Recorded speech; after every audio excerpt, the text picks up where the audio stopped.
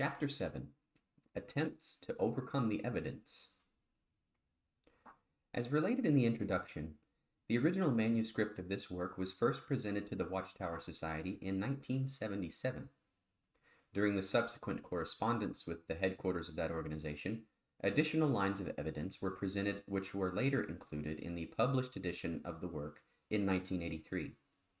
In possession of all this information, it might be expected that the governing body of Jehovah's Witnesses at the Brooklyn headquarters would have been prepared to reevaluate their Gentile times calculation in accord with their stated interest in biblical truth and historical fact. On the contrary, they chose to retain and defend the 607 BCE date and the interpretations founded upon it. Subheading A, the Watchtower Society's appendix to Let Your Kingdom Come.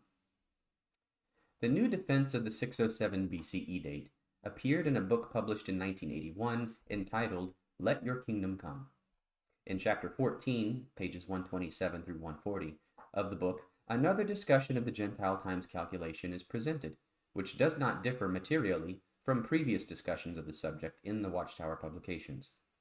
But in a separate appendix to Chapter 14, at the end of the book, some of the lines of evidence weighing against the 607 BCE date are now briefly discussed and rejected. The discussion, though, is seriously lacking in objectivity and proves to be nothing more than a weak attempt to conceal facts. In the area of historical research, an event is generally regarded as a historical fact if it is testified to by at least two independent witnesses. We recognize this rule from the Bible. Quote, at the mouth of 2 or 3 witnesses, every matter may be established. Matthew 18:16. In Chapter 2 of the first edition of the present work, 7 historical witnesses against the 607 BCE date were presented, at least 4 of which clearly qualify as independent witnesses. Most of the records giving this 7-fold testimony are found on documents preserved from the Neo-Babylonian era itself. These include royal inscriptions, business documents, and the Apis stelae from the contemporary Egyptian Sate dynasty. Only the astronomical diaries, Berossus' Neo-Babylonian chronology, and the King's List of the Royal Canon, or Ptolemy's Canon, are found on later documents, but those records, too, were seen to be copied from earlier ones that directly or indirectly went back to the Neo-Babylonian era. In Chapters 3 and 4 of the present updated edition of the work, the original 7 lines of evidence are increased to 17. The added lines of evidence include prosopographical evidence, chronological interlocking joints, and an additional number of astronomical texts, 3 planetary tablets and 5 lunar eclipse texts. The evidence against the 607 BCE date, therefore, is overwhelming, and very few reigns in ancient history may be established with such conclusiveness as the reign of Nebuchadnezzar II. Subheading A1, Misrepresentations of Historical Evidence. The Watchtower Society, in its appendix to Chapter 14, briefly mentions some of the lines of evidence against the 607 BCE date, including Ptolemy's Canon and the King List of Berossus, but fails to mention that both of these King's Lists are based on sources that originated in the Neo-Babylonian period itself. Instead, the Watchtower Publications alleges that the origin of their dates is to be found in the Seleucid era, that is, some 3 centuries later. Further, for the first time, the Watchtower Society mentions the Nabonidus Haran stele, a contemporary document establishing the length of the whole Neo-Babylonian era up to the 9th year of Nabonidus. But it fails to mention another contemporary stele from the reign of Nabonidus, the Hilla stele, that also establishes the length of the whole Neo-Babylonian era, including the reign of Nabonidus. Thirdly, the astronomical diary VAT 4956 is mentioned, referring to the fact that it is a copy of an original text from the reign of Nebuchadnezzar, claimed to be made during the Seleucid era. The Society repeats the theory that it is possible that its historical information is simply that which was accepted in the Seleucid period. This reasoning is completely fallacious, however, as it has been proven false by another astronomical diary, BM 32312. a fact the society passes over in silence, although it is very well aware of it. Finally, the society mentions the business tablets, admitting that these thousands of contemporary documents give the reigns of all the Neo-Babylonian kings, and that the lengths of reign given by these documents agree with all the other lines of evidence referred to, the royal canon, Berossus chronology, Nabonidus royal inscriptions, and the astronomical diaries. It fails to mention, though, that such agreement refutes the notion that the information on VAT 4956 could have been concocted during the Seleucid period. Apart from the above-mentioned lines of evidence, another strong one against the 607 BCE date is completely ignored too, namely, the synchronisms to the contemporary and independently established Egyptian chronology. By omitting nearly half of the 7 lines of evidence discussed in the first edition of the present work, the Hilastel, the diary, BM 32312, and the contemporary Egyptian documents, and misrepresenting some of the others, the real facts about the strength and validity of the established Neo-Babylonian chronology are concealed. From this basis, Watchtower scholars proceed to a critical appraisal of the limited evidence presented. They state, quote, however, no historian can deny the possibility that the present picture of Babylonian history might be misleading or in error. It is known, for example, that ancient priests and kings sometimes altered records for their own purposes. End quote. Again, the facts are concealed. Though it is true that ancient scribes sometimes distorted history in order to glorify their kings and gods, scholars agree that although such distortion is found in Assyrian royal inscriptions and other documentation, Neo-Babylonian scribes did not distort history in any way. This was also pointed out in Chapter 3 of the present work, where A.K. Grayson, a well-known authority on Babylonian historical records, was quoted as saying, unlike the Assyrian scribes, the Babylonians neither fail to mention Babylonian defeats, nor do they attempt to change them into victories. End quote. Of the Neo-Babylonian chronicles, Grayson says that they, quote, contain a reasonably reliable and representative record of important events in the period with which they are concerned, and, within the boundaries of their interest, the writers are quite objective and impartial. End quote. Of the Babylonian royal inscriptions, such as the Nabonidus stela, Grayson remarks that they are primarily records of building activity and, on the whole, seem to be reliable. The scribal distortion of history, then, refers to Assyrian, but not to Neo-Babylonian history, a fact which is concealed in the Watchtower Society's appendix to Let Your Kingdom Come. The next argument advanced by the Society in the appendix is that, quote, even if the discovered evidence is accurate, it might be misinterpreted by modern scholars or be incomplete, so that yet undiscovered material could drastically alter the chronology of the period. Evidently, the Watchtower scholars realize that as of now, all the evidence discovered since the middle of the 19th century unanimously points to 587 BCE instead of 607 as the 18th year of Nebuchadnezzar. Among the tens of thousands of discovered documents from the Neo-Babylonian era, they have not been able to find the slightest support for their 607 BCE date, hence the reference to yet undiscovered material. A chronology that has to be based on yet undiscovered material, because it is demolished by the discovered material, is resting on a weak foundation indeed.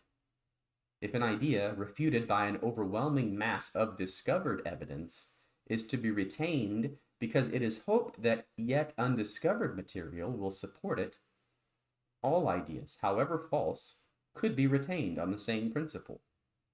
But it should be remembered that such a faith is not founded upon the evident demonstration of realities though not beheld. It is founded solely upon wishful thinking.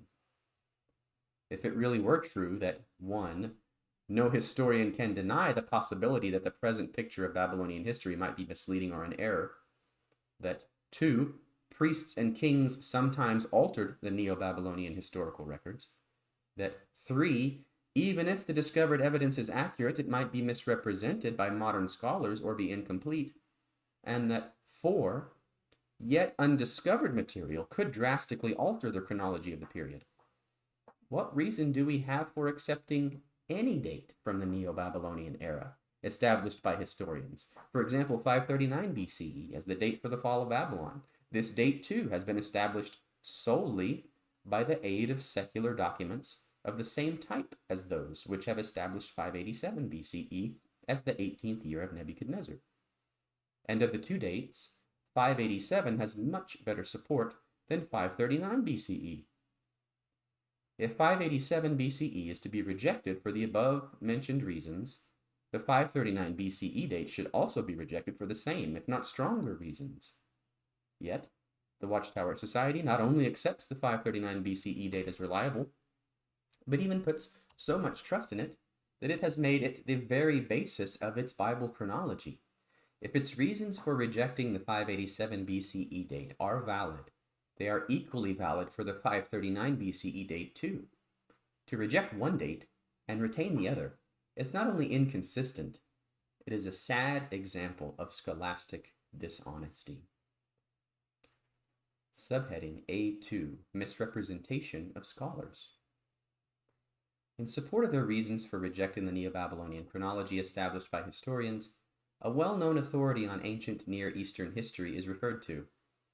Quote, evidently realizing such facts, that the present picture of Babylonian history might be an error, that ancient priests and kings might have altered the ancient Neo-Babylonian records, and that yet undiscovered material could drastically alter the chronology of the period, quote, Professor Edward F. Campbell, Jr. introduced a chart which included Neo-Babylonian chronology with the caution, it goes without saying that these lists are provisional.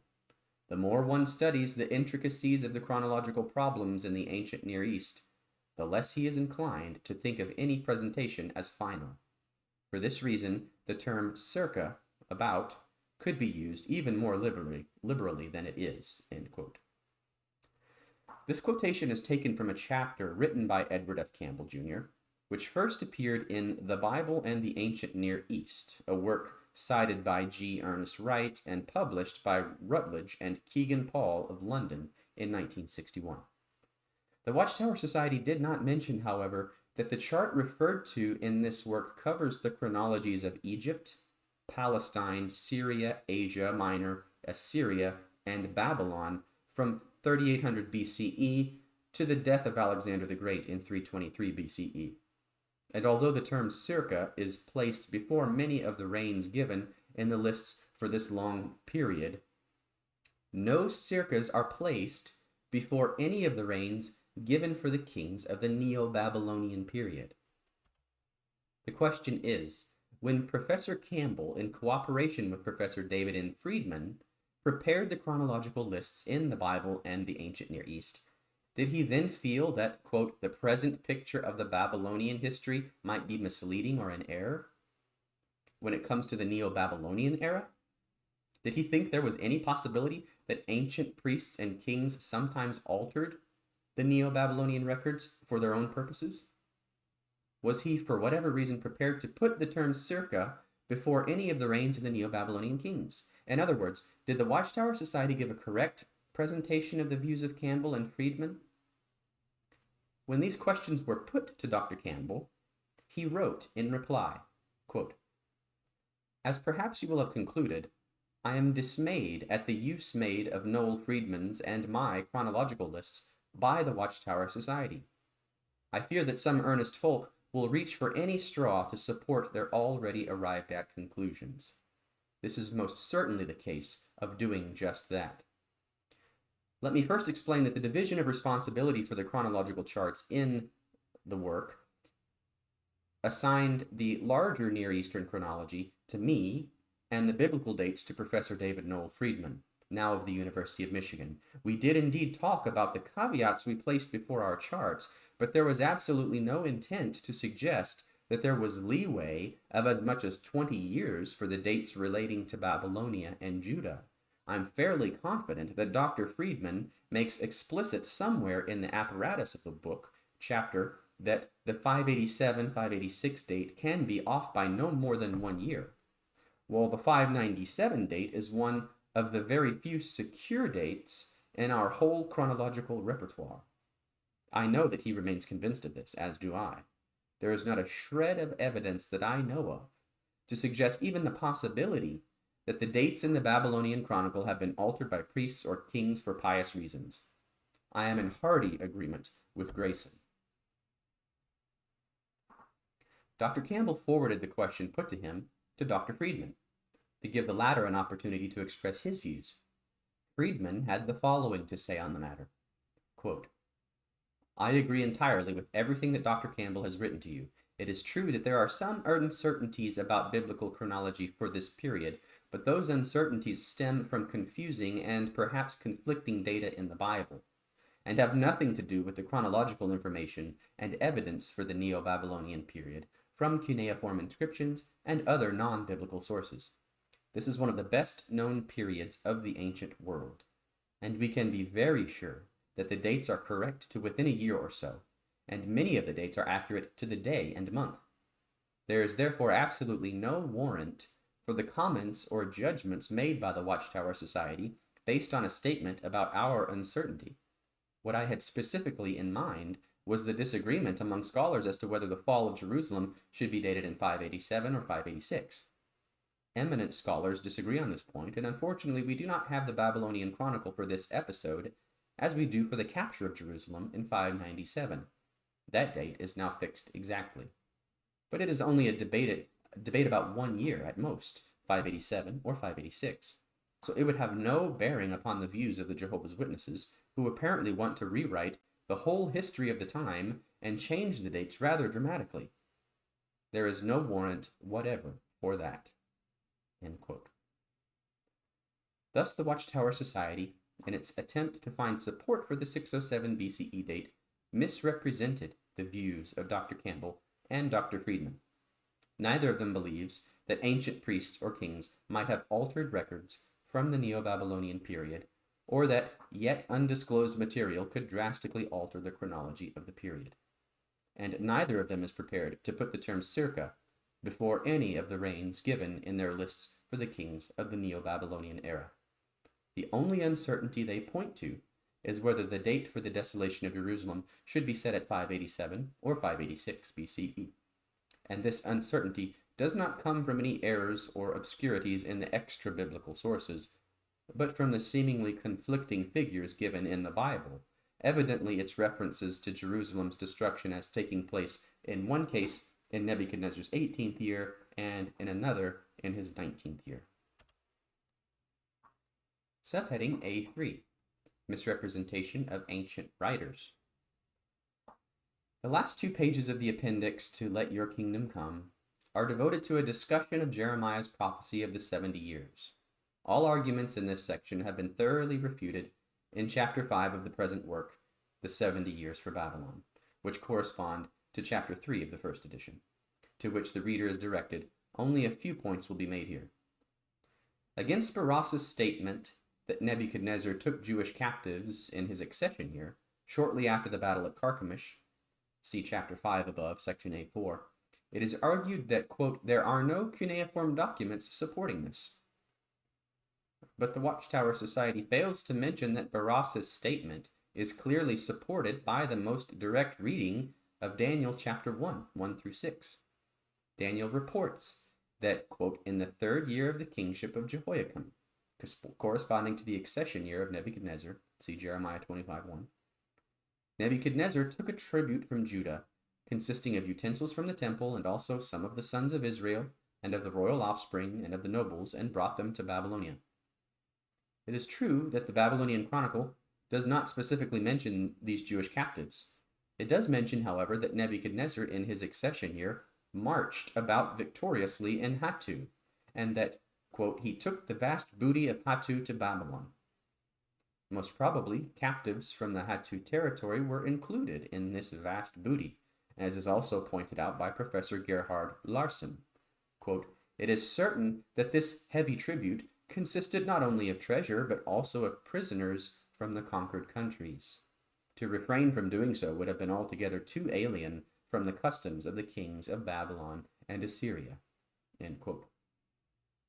Thus, although the Babylonian Chronicle does not specifically mention the probably very small Jewish deportation in the accession year of Nebuchadnezzar, It strongly indicates this to have taken place in agreement with the direct statements of Daniel and Berossus. Further, it is to be noticed that the same Babylonian chronicle, BM 21946, speaks of the vast booty taken to Babylon in the 7th year of Nebuchadnezzar in similar laconic terms.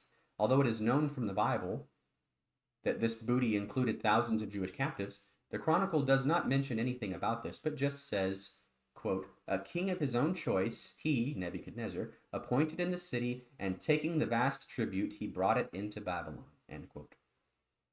If, therefore, the silence of the cuneiform documents about the deportation of Jewish captives in the accession year of Nebuchadnezzar indicates, as the appendix of Let Your Kingdom Come implies, that it did not take place, the silence about the deportation in his 7th year would indicate that this one did not take place either. However, since the Bible mentions both deportations, the Babylonian Chronicle evidently includes them in the vast booty, or tribute, taken to Babylon at both occasions. The Society finds another argument against a deportation in the accession year of Nebuchadnezzar in Jeremiah 52, 28 through 30. Quote, "More significantly, Jeremiah 52, 28 through 30 carefully reports that Nebuchadnezzar took Jewish captives in his 7th year, in his 18th year, and his 23rd year, not his accession year," end quote. This argument, however, presupposes that Jeremiah 52, 28 through 30 contains a complete record of the deportations, which it clearly does not. The sum total of Jewish captives taken in the 3 deportations referred to in the passage is given in verse 30 as 4,600. However, 2 Kings 24:14 gives the number of those deported during only one of these deportations as 10,000, and perhaps 8,000 more in verse 16 if these are not included in the first number. Different theories have been proposed to explain this discrepancy, none of which may be regarded as more than a guess. The Watchtower Society's Bible Dictionary, Insight on the Scriptures, for instance, states that the figures at Jeremiah 52, 28 through 30 apparently refer to those of a certain rank, or to those who were family heads. The New Bible Dictionary holds that the difference in figures is doubtless due to different categories of captives being envisaged. All agree that Jeremiah 52, 28 through 30 does not give a complete number of those deported, and some commentators also suggest that not all deportations are mentioned in the text. At least the deportation in the accession year of Nebuchadnezzar described by Daniel is not mentioned by Jeremiah, which does not prove that it did not take place. The reason why it is not included among the deportations enumerated in Jeremiah 52, 28 through 30 most probably is that it was a small deportation only, consisting of Jews chosen from among the royal offspring and of the nobles, with the intention of using them as servants at the royal palace. The important thing is that Daniel, independently of Berossus, mentions this deportation in the accession year of Nebuchadnezzar. Against the clear statements of both Daniel and Berossus, the Watchtower Society refers to the Jewish historian Josephus, who claims that in the year of the Battle of Carchemish, during Nebuchadnezzar's accession year, Nebuchadnezzar conquered all of Syria, Palestine, excepting Judea. The Watchtower publication argues that this conflicts with the claim that the 70-year servitude began in that accession year. Josephus wrote this more than 600 years after Daniel and almost 400 years after Berossus. Even if he were right, this would not contradict the conclusion that the servitude of the nations surrounding Judah began in the accession year of Nebuchadnezzar. Jeremiah's prophecy clearly applies the servitude not to the Jews, but to these nations. That is, the nations surrounding Judah. In fact, Josephus even supports the conclusion that these nations became subservient to Nebuchadnezzar in his accession year, as he states that the king of Babylon at that time, quote, took all Syria as far as Pelusium, excepting Judea. Pelusium lay on the border of Egypt. There's no reason, however, to believe that Josephus' statement is more trustworthy than the information given by Daniel and Berossus. Josephus here evidently presented a conclusion of his own, based on a misunderstanding of 2 Kings 24:1. Dr. E.W. Hegstenberg, in his thorough discussion of Daniel 1:1, gives the following comment on the expression accepting Judea in Josephus's Antiquities 10. Quote, "It should not be thought that Josephus gave or got the Perex te Udius accepting Judea from a source no longer available to us.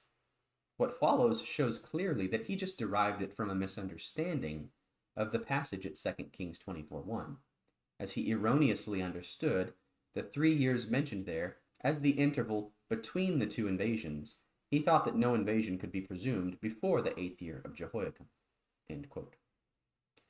Josephus' statement thus carries little weight against the testimony of Berossus, who evidently, unlike Josephus, got his information from sources preserved from the Neo-Babylonian period itself, and the testimony of Daniel, as one personally involved in the deportation, he himself describes.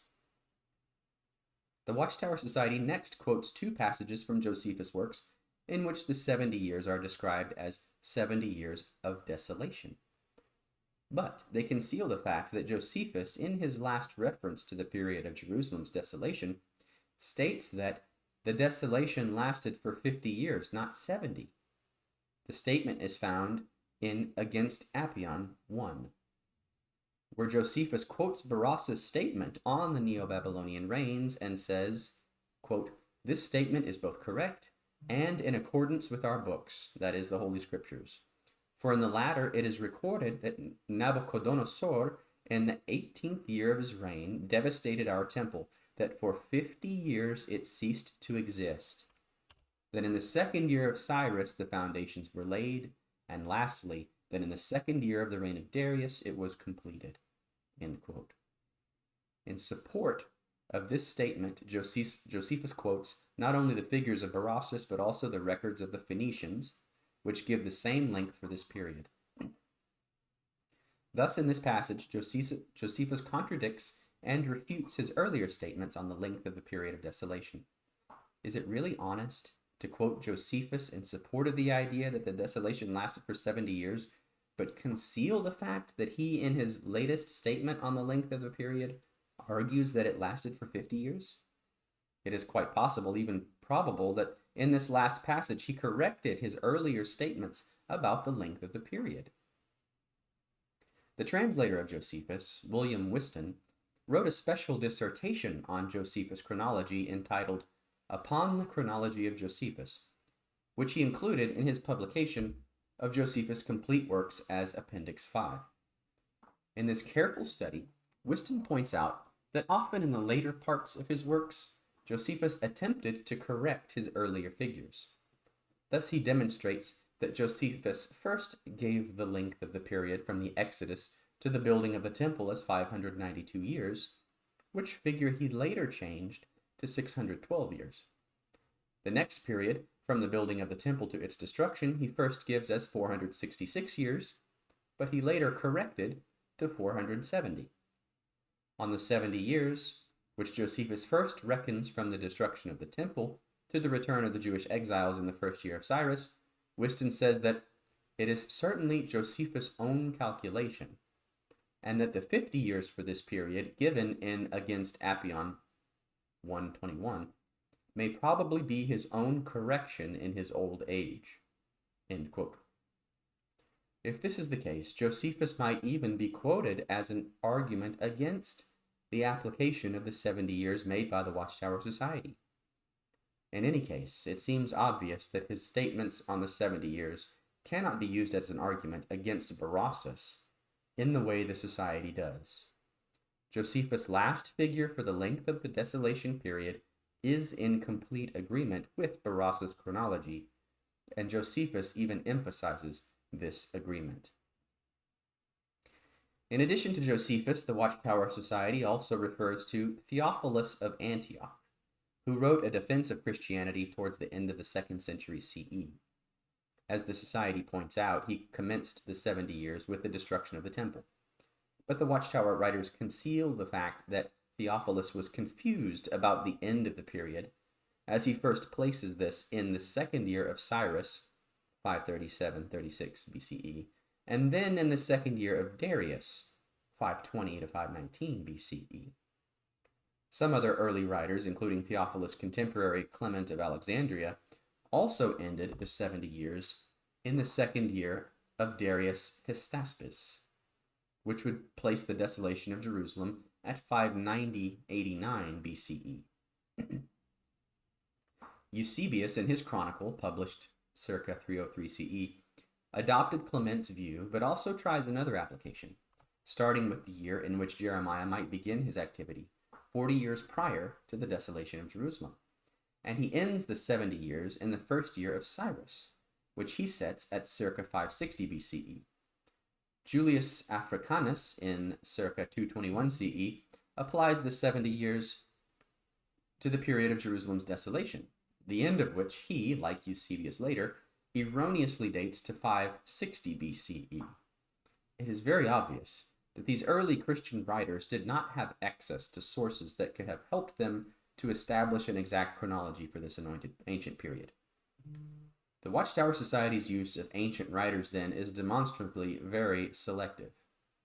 They quote Josephus on the 70 years of desolation, at the same time concealing the fact that he finally gives 50 years for the period. Their reference to Theophilus reflects the same methods. He is quoted not because he really presents evidence that supports them, but because his calculation, to some extent, agrees with theirs. Other contemporary Christian writers, whose calculations differ from theirs, are ignored. This procedure is a clear misrepresentation of the full body of evidence from the various ancient writers who discuss the matter at hand. Subheading A4, Misrepresentations of the Biblical Evidence. In its further discussion of the 70 years, the Watchtower Society attempts to show that even if the historical evidence is against their application of the period, the Bible is on their side. First, at the top of page 188 of Let Your Kingdom Come, they state categorically that, quote, "We believe that the most direct reading of Jeremiah 25:11 and other texts is that the 70 years would date from when the Babylonians destroyed Jerusalem and left the land of Judah desolate." End quote. The simple truth is, however, that the Society bluntly refuses to accept the most natural understanding of Jeremiah 25:11 and a number of other texts related to this subject.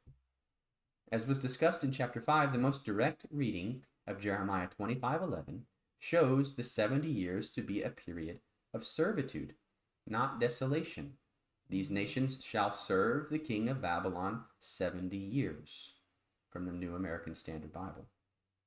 It was further pointed out that the other text in Jeremiah referring to the 70 years, Jeremiah 29:10, confirms this understanding. The most direct reading of the best and most literal translation of this text shows those 70 years to be a reference to the Babylonian rule. Quote, "When 70 years have been completed for Babylon." Both texts clearly refer to Babylon, not Jerusalem. If the 70 years refer to the Babylonian rule, as these writers show, this period ended with the fall of Babylon in 539 BCE, and this is directly stated at Jeremiah 25:12. "Then, after 70 years are completed, I will punish the king of Babylon and that nation." As this punishment took place in 539 BCE, the end of the 70 years cannot be extended beyond that date, either to 537 or any other date, as that would be in conflict with the direct reading of Jeremiah 25:12. There cannot be any doubt whatsoever about the matter. The most direct reading of Jeremiah's prophecy at Jeremiah 25:11 and 12 and 29:10 is in clear conflict with the application that the Watchtower Society gives to the 70 years. In spite of this, it boldly declares, quote, "But the Bible itself provides even more telling evidence against the claim that the 70 years began in 605 BCE and that Jerusalem was destroyed in 587 BCE. What telling evidence is this? Quote, "As mentioned, if we were to count from 605 BCE, the 70 years would reach down to 535 BCE. However, the inspired Bible writer Ezra reported that the 70 years ran until quote, the first year of Cyrus the king of Persia, who issued a decree allowing the Jews to return to their homeland, end quote. But did Ezra really report that? As was shown in the discussion of 2 Chronicles 36, 21 through 23 in chapter 5, Ezra does not clearly indicate that the 70 years ended in the first year of Cyrus, or in 537, as the Watchtower Society holds. On the contrary, such an understanding of his words would be in direct conflict with Jeremiah 25:12, where the 70 years are ended in 539 BCE. This scripture provides the most telling evidence against the claim that the 70 years ended in 537 or in any other year after 539. It is true that in the original manuscript of the Gentile Times Reconsidered, sent to the Society in 1977, one of the possible applications of the 70 years considered was that they could be counted from 605 to 536 BCE, but this application was presented as a less likely alternative. In the published editions of the work, this suggestion has been omitted because, like the application of the period advocated by the Watchtower Society, it was found to be in clear conflict with Jeremiah's prophecy.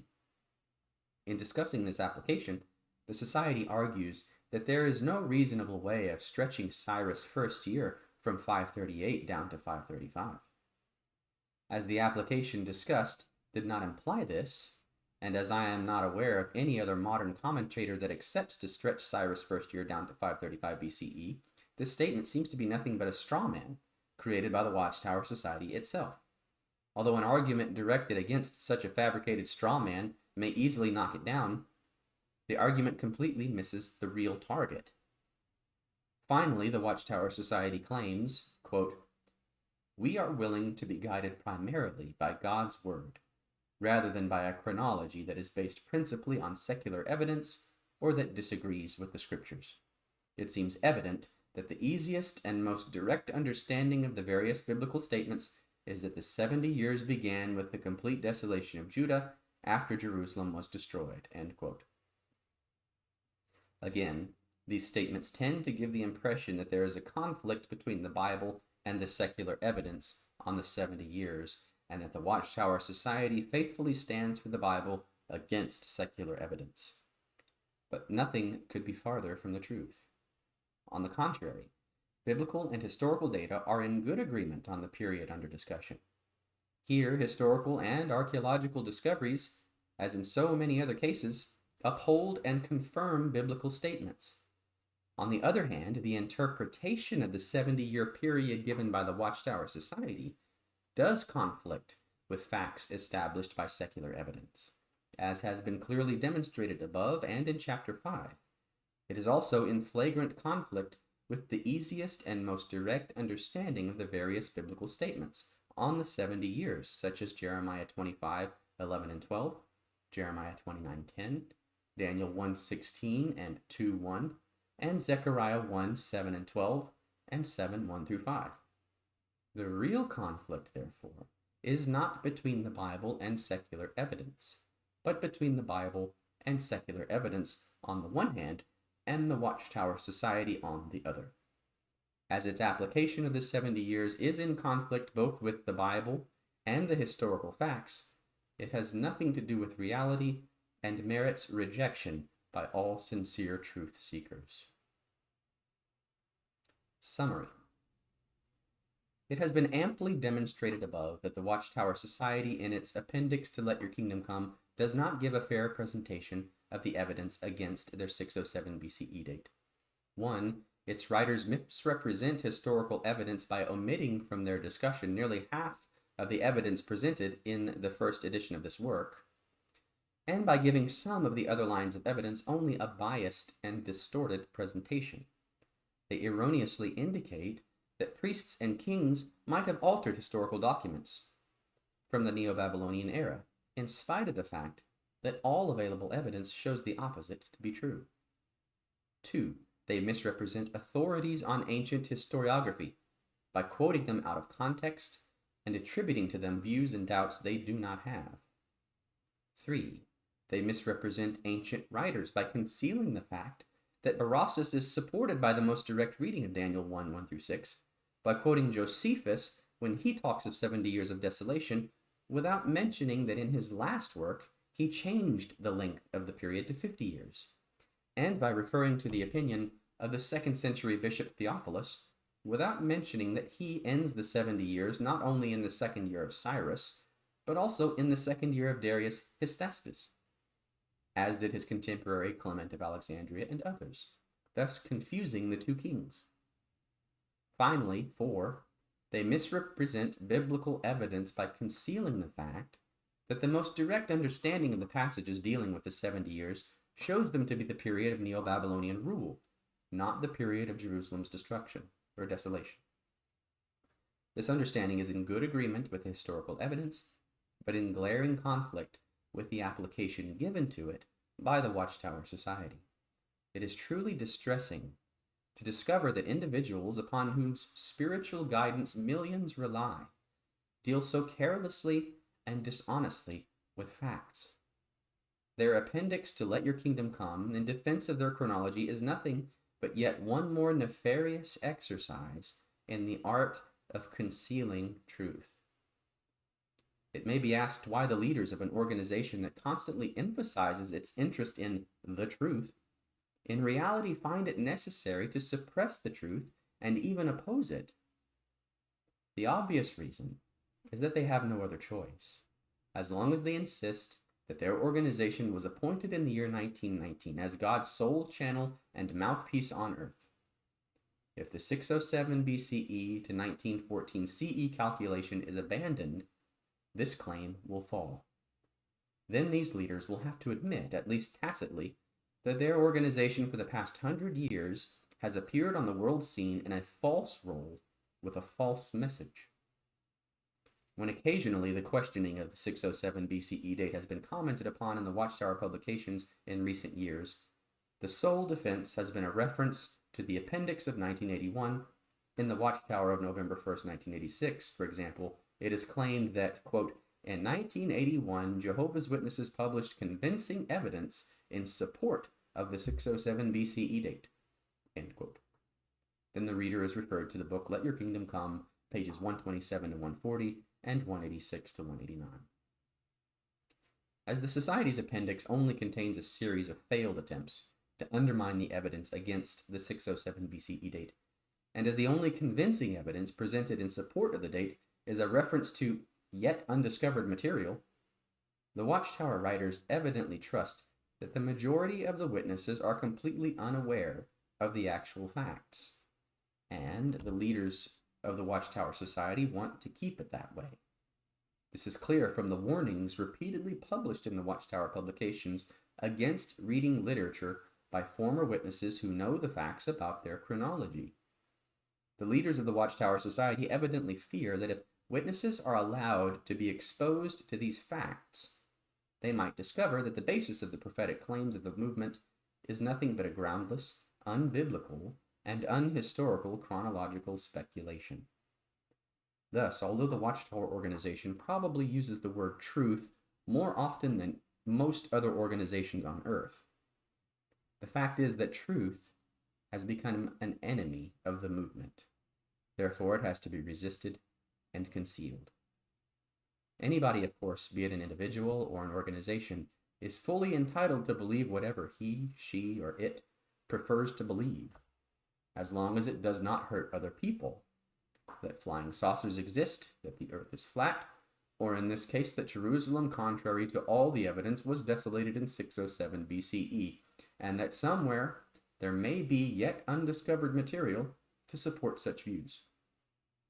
If, however, such believers are not willing to concede to others the right to disagree with their theories, and instead classify those who no longer are able to embrace their views as godless apostates, condemn them to Gehenna if they do not change their minds, force their friends and relatives to regard them as wicked, ungodly criminals that must be avoided, shunned, and even hated, explaining that God will shortly exterminate them forever together with the rest of mankind, then it is high time for such believers to be held responsible for their views, attitudes, and deeds. Any faith leading to such grave consequences for other people must first clearly be shown to be securely rooted in actual reality, not just in untenable speculations that can be supported only by yet undiscovered material. Subheading B, Unofficial Defenses written by scholarly witnesses. The appendix of 1981 is so far the only official attempt by the Watchtower Society to overcome the lines of evidence against the 607 BCE date presented in the Gentile Times Reconsidered. Evidently realizing that the Society's defense is hopelessly inadequate, some scholarly Jehovah's Witnesses and members of other Bible student groups have on their own initiative set about to work out papers in defense of the Gentile Times chronology. About half a dozen of such papers have come to my attention. Most of them have been sent to me by Jehovah's Witnesses who have read them and wanted to know my opinion about them. A common feature of these papers is their lack of objectivity. They all start with a preconceived idea that has to be defended at all costs. Another common feature is that the papers time and again reflect inadequate research, often resulting in serious mistakes. Unfortunately, some of the papers also repeatedly resort to defaming language. In scholarly publications, authors usually treat each other with respect, and critical papers are regarded as constructive contributions to the ongoing debate. Should it not be expected that Christians too refrain from using disparaging and disgraceful language in referring to sincere critics, classifying them as, quote, detractors, ridiculers, and so on? Is the very opposite of the attitude recommended by the Apostle Paul at 1 Peter 3:15. As the most important arguments presented in the papers that have come to my attention have already been considered in their proper context in the present work, there's no need to deal with them again here. A brief description of the papers, composed by two of the most qualified defenders of the Watchtower Society's chronology, may be of interest to readers and is given below. Rolf Furuli is a Jehovah's Witness who lives in Oslo, Norway. He is a former district overseer and is regarded by Norwegian witnesses as the leading apologist of Watchtower teachings in that country, and witnesses often turn to him with their doctrinal problems. It is not to be wondered at, therefore, that he has seen it as an important task to refute my work on the Watchtower Society's Gentile Times chronology. Furuli's first attempt of that sort, a paper of more than 100 pages called Den Neo-Babyloniske Chronologie og Bibelen, or the Neo-Babylonian Chronology and the Bible, was sent to me by witnesses in Norway in 1987. Like the Watchtower Society in its appendix, Furuli attempted to undermine the reliability of the historical sources for the Neo-Babylonian chronology presented in my work. To meet the wishes of the Norwegian witnesses, who had contacted me in secret, I decided to write a reply to Furuli's paper. The first 31 pages of my reply, which in all finally amounted to 93 pages, were sent in the spring of 1987 to the Norwegian witnesses, who soon provided Rolf Furuli with a copy too. Furuli quickly realized that his discussion had been shown to be untenable, and if he continued to circulate his paper, my reply would be circulated too.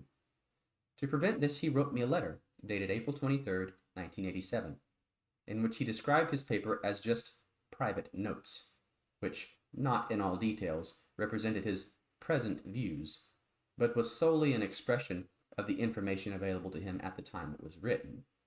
He asked me to destroy my copy of his paper and never quote from it again. 3 years later, Furuli had prepared a second paper aimed at overthrowing the evidence presented in my work. For some time, Furuli had been studying Hebrew at the university in Oslo, and in his new paper of 36 pages, dated February 1st, 1990, he tried to argue that my discussion of the 70 years for Babylon was in conflict with the original Hebrew text. It was evident, though, that Furuli's knowledge of Hebrew at that time was very imperfect.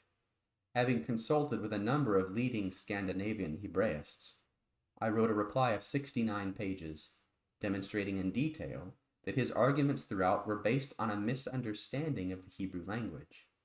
As Furuli in his discussion had quoted the reliability of the Hebrew Masoretic text of the book of Jeremiah, my reply also included a defense of this text against the Greek Septuagint text of the book.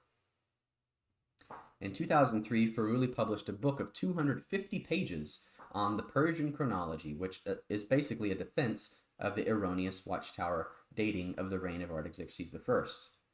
Also included is a section of 18 pages containing another linguistically untenable discussion of the biblical 70-year passages. Philip Couture, a Jehovah's Witness who resides in California, USA, has been a member of the Watchtower movement since 1947. He has for years been doing research on Neo-Babylonian history and chronology, evidently in order to find some support for the 607 BCE date. In the autumn of 1989, a friend in New Jersey, USA, sent me a copy of a treatise of 72 pages, which included a section with pages copied from various works entitled A Study of Watchtower Neo-Babylonian Chronology in the Light of Ancient Sources.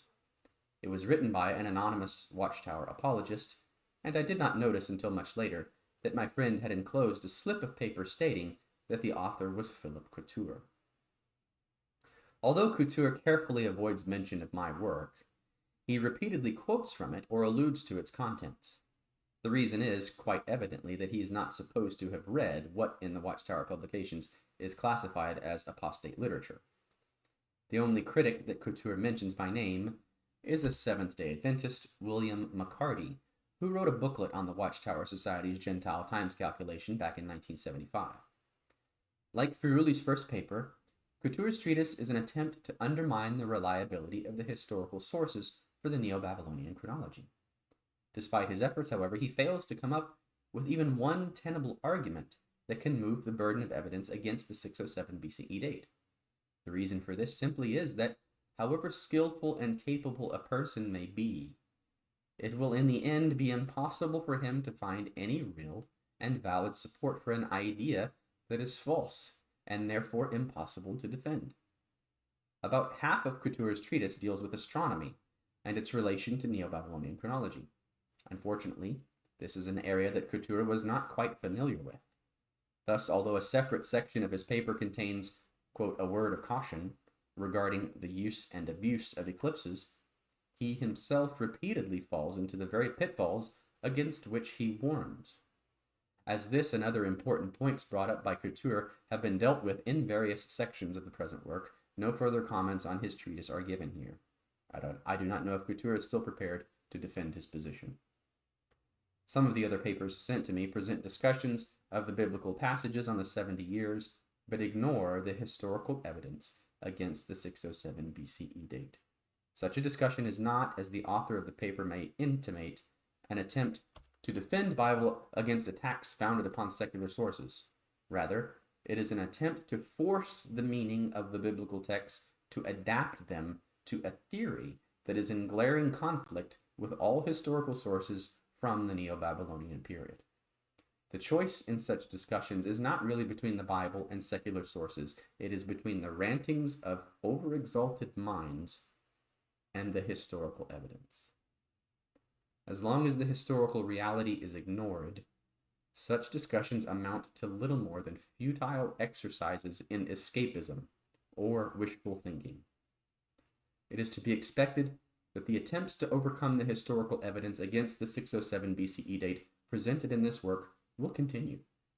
New discussions prepared by the Watchtower Society and or other defenders of the 607 to 1914 calculation will probably appear in the future. If, at least on the surface, some arguments presented in such discussions appear to have some strength, they will have to be critically examined and evaluated. If it turns out to be necessary, a running commentary on such discussions will be made available on the internet. End quote.